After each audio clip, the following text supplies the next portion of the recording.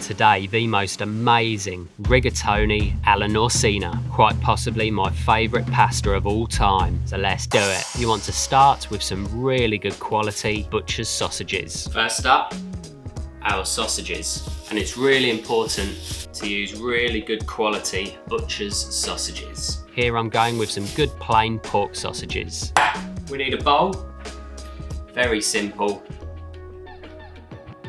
Slice down the side of the sausage. Remove the skins, and we just want the meat. So work your way through them, chuck the skins away. So there we have it, our sausage meat, de-skinned and ready to go. So we want a saucepan and a frying pan. Get both ready.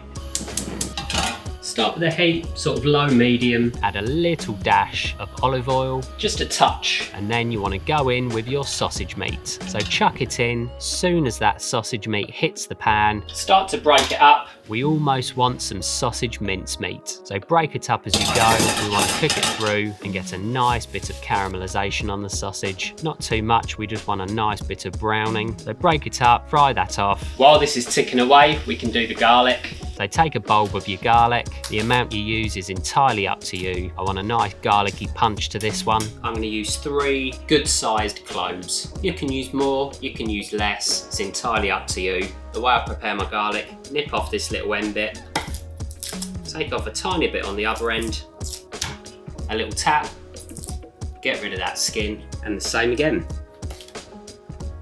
Next, we want to dice these up pretty fine, but they can be kind of coarse at the same time, if that makes sense. They don't have to be uniform, but fairly fine. They can have a bit of texture, but we don't want big garlicky chunks in there. There we go, so once through, and it's still pretty coarse. So we're going to run the knife through it a few more times to get it that little bit finer. So dice it up.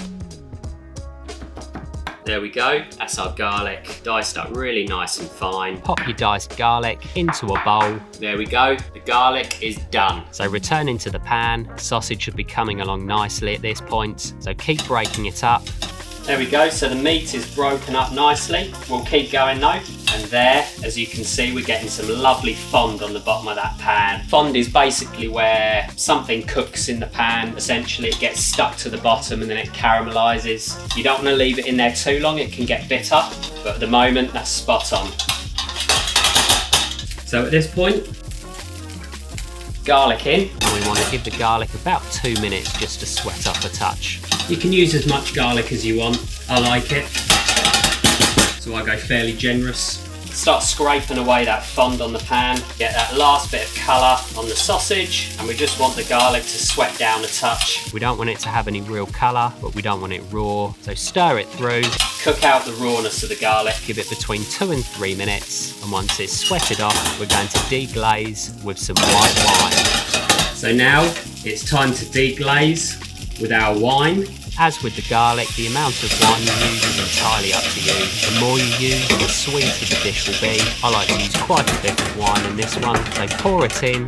And as you can see there, I've been quite generous with the wine, but we are going to reduce this down until it's a nice, sticky, thick syrup. The wine adds a beautiful sweetness. I think for this dish, really works well with the sausage. You can use less wine, it's up to you.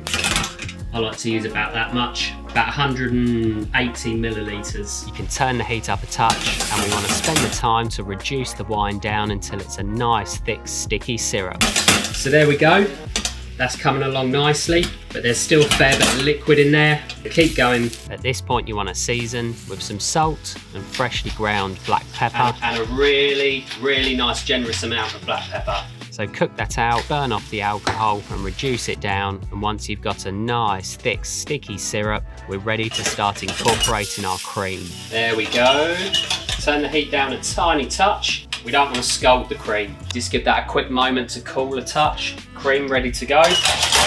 And then add a little dash of cream, stir it through, add some more, and repeat until we have a nice saucy sauce. We want to reduce down the cream by about 1/3 roughly. We don't want it super thick, but we don't want it to be too thin. So however much cream you used, reduce it down by 1/3. At this point, fill up your kettle, and I like to bring that up to the boil so we're ready to go as soon as this sauce is done.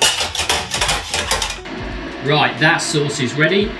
Just pop that to one side, and then we want our saucepan. So turn the heat up, and we want to pour in some water. Once the water's in, very importantly, we want to heavily season the pasta water. Season your pasta water generously. That may seem like a lot of salt, but we're only going to use a tiny bit of the pasta water to finish the sauce while we under-seasoned the sauce. Basically, the amount of water that's absorbed into the pasta is very small, so we need a nice high concentration of salt so that we get adequate salt to season the pasta. So one heaped pinch, I would say, in about that much water. Also, use a small pan, don't use a great deal of water for pasta, contrary to what a lot of people say. Reason for this is we get a really high concentration of starch in that pasta water. So we don't need much water to finish the sauce, but we still get loads of that starch. And then our rigatoni. So chuck in the pasta. Rigatoni in. Once it's in, give it a quick stir so it doesn't stick to the bottom. And then, very importantly, you want to cook the pasta for 2 minutes less than the cooking time on the packet. We're going to be finishing the pasta in the sauce, so we want it nicely al dente. We do not want mushy pasta. So what I want to do, just stick most of this sauce in a bowl.